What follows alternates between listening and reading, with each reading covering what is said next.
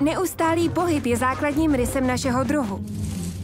Od lovců, sběračů, kupců, objevitelů, cestovatelů se z člověka zručného, vzpřímeného, moudrého nakonec vyvinul člověk dneška. Homo sapiens mobilis. Čím víc nás je, tím komplikovanější a hustší je i dopravní systém, který naráží na své limity. Co se musí změnit, aby byla mobilita udržitelná? Automatův průvodce udržitelnou mobilitou. V tomto díle se zaměříme na příměstskou dopravu Prahy a jejího okolí.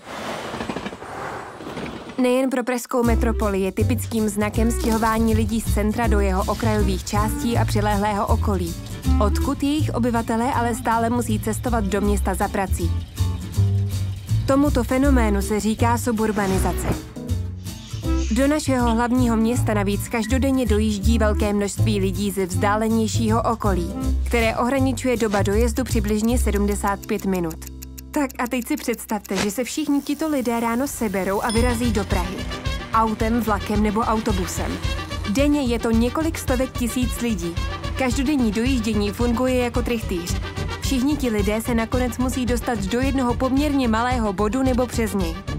O Praze se mluví jako o srdci Evropy, ale současná dopravní situace jej staví do předinfarktového stavu. Jinými slovy, naše příměstská dopravní síť je přetížená. Proč? Intervaly příměstských vlaků již nejdou více zkrátit, protože na stejných kolejích jezdí také rychlíky a nákladní vlaky. Parkovišť typu Park and Ride, takzvaných P+R, kde zaparkujete a dál do centra už jedete veřejnou dopravou, je zatím pořád málo. Příměstskou dopravu zajišťují především autobusy, ale ty stále špatně konkurují autům. Nakonec totiž stojí ve stejné koloně a ve vlastním autě se sedí o něco pohodlněji než v přeplněném autobusu. Řešením může být rozšíření prioritních pruhů, případně výstavba oddělených příměstských tramvajových tratí. O těch se v současnosti uvažuje Dozdib, Jesenice a Průhonic. Dozdib se chystá zahájení výstavby trati už v roce 2023. Ani jedno z těchto řešení nevede k zásadnímu zrychlení přepravy. Tomu může výrazně pomoct výstavba metra S. To má sloužit příměstským vlakům, které centrum města jednoduše podjedou tunelem. Rychle a bez přestupu se tak dostanete třeba z Říčan do Dejvic, z Roztok na Karlovo náměstí nebo na hlavní nádraží.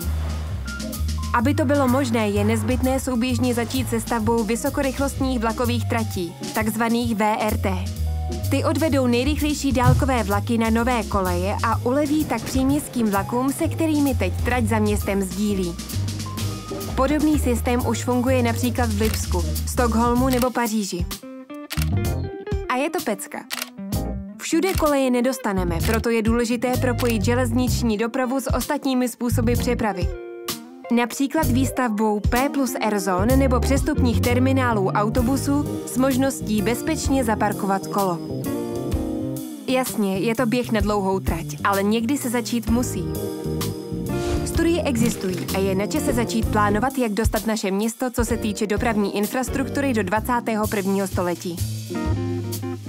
Podívejte se na další videa, ve kterých se dozvíte více o ostatních způsobech přepravy a jejich udržitelnosti.